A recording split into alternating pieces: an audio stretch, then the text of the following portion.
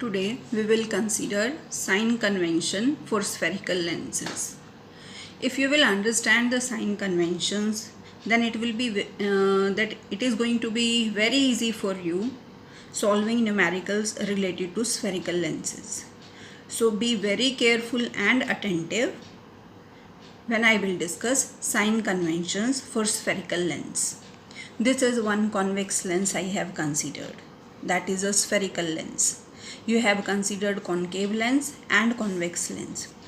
At this moment I have diagram of convex lens. This is representing the optical center of convex lens. The rules for sign convention: first rule is all the distances which are parallel to principal axis will be measured from optical center. It means if you have to measure distance from optical center, or you have to measure this distance, or you have to measure this distance, then your origin will be optical center. All the distances which are parallel means like this, which are parallel to principal axis will be measured from optical center of lens. It should be clear to you that either I want to measure distance of object from the lens or distance of image from the lens, all the distances will be measured from optical center. Now the distance measured in the direction as the incident light are taken positive. This point is, I have considered object is kept here. When object is kept here, then light rays from this object are falling on the lens. So this is the direction of incident ray of light from left hand side to right hand side. From left hand side to right hand side. This is direction of incident light. Then the distance that will be measured in the direction of ray of light.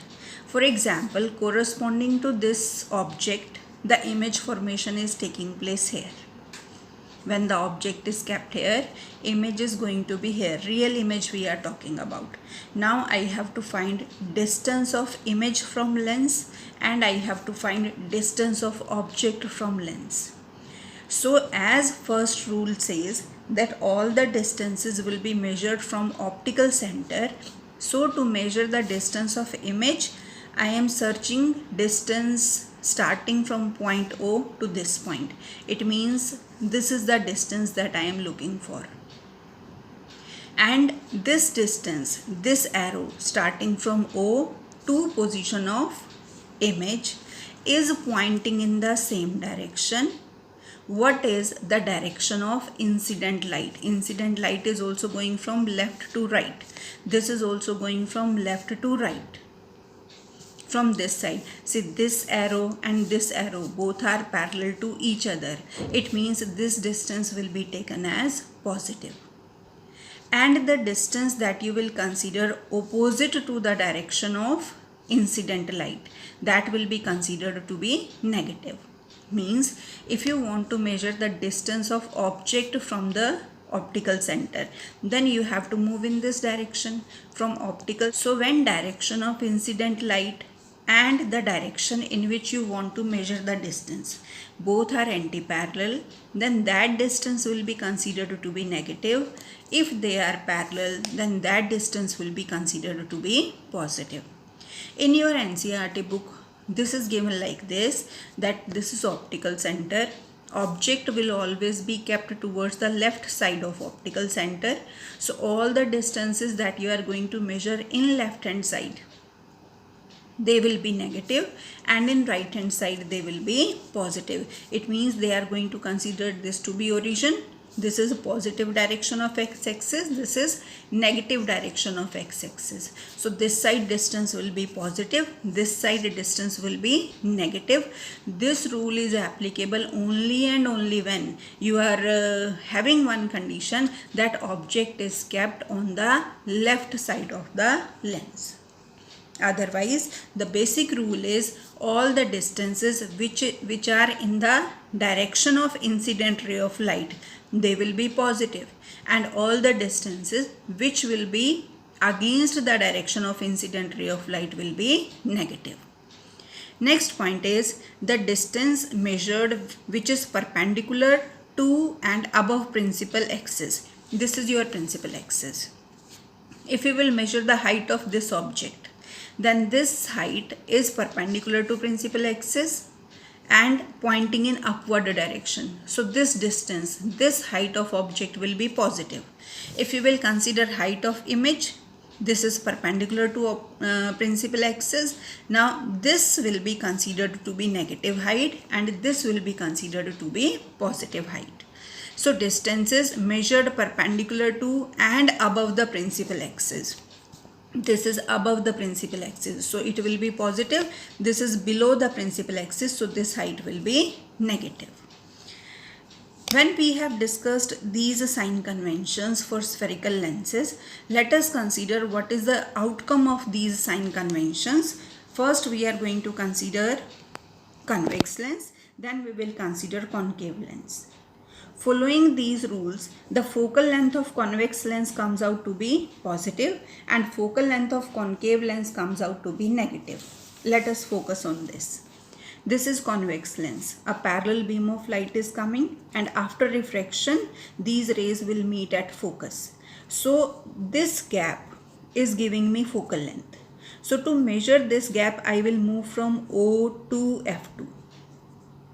Now this arrow and this arrow, they are pointing in the same direction. It means this distance I am going to measure in the direction of incident ray of light. So this OF2, this gap between OF2 that I am representing by F, focal length, this focal length will come out to be positive. And let us consider the same rule for concave lens. Parallel beam of light after refraction will appear to diverge from a point that is known as focus. To find its focal length, I will measure this gap. So I have to move from optical center to this point. Now see, this arrow and this arrow both are pointing in opposite direction. So according to this rule, this focal length will come out to be with negative sign. OF1, this is focal length F, that will come out to be with negative sign. So when you will solve numericals, always keep in your mind focal length of convex lens is positive and focal length of concave lens is negative. Next outcome of the sign conventions.